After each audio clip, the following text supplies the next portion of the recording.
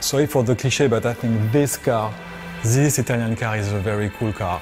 In the game, the car I really like to drive is the Zonda 5. I love Italian cars. It's like you are flying.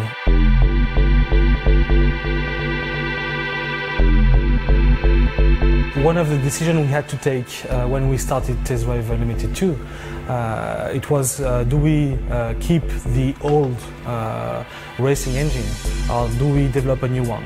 And because we have been a little bit frustrated by the first one and we couldn't deliver the experience we wanted, we decided to rework and to recraft from scratch. For this game, it was quite important how we balanced the handling out. So it's always been about this kind of balance between arcade and simulation handling. And we'd kind of reworked the whole handling to kind of achieve the aim of upgrading this for the new game. To achieve that, what we wanted to do is to have a basis of the physics engine as realistic as possible, so everything is simulated.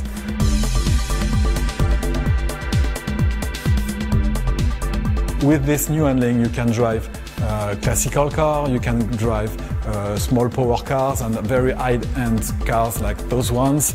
With this type of cars, it's the most difficult elements that the player will have to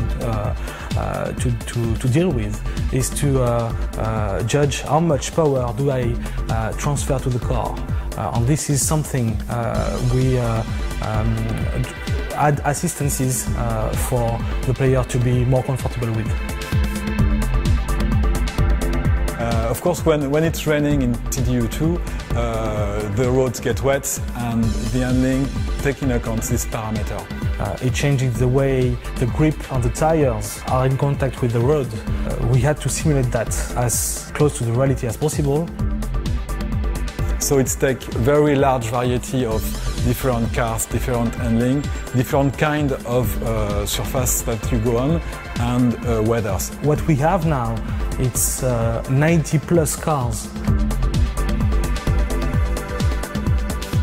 So the beta side of things was an interesting one. I mean, we went into that with, you know, a couple of kind of things we chiefly wanted to achieve.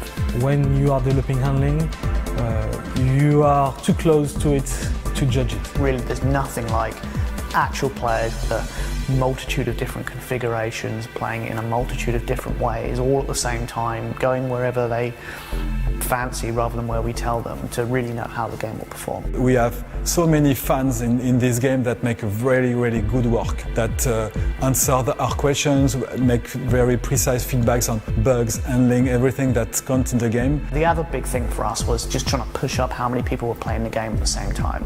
Look what happened in the real world, because there's only so many people you can get internally playing it, even with a nice large test group. It's nothing compared to a real world play environment, so it helped us kind of emulate that. And the good things about Test Drive is that it's a game that we will stay with the community together and continue developing. You know, we've put our heart and souls into this game for the last few years, and we've been working with many of the fans out there to try and get it exactly right and on the nail, and we're all very excited that it's going to be coming out soon. What we are sure is every player will find his car.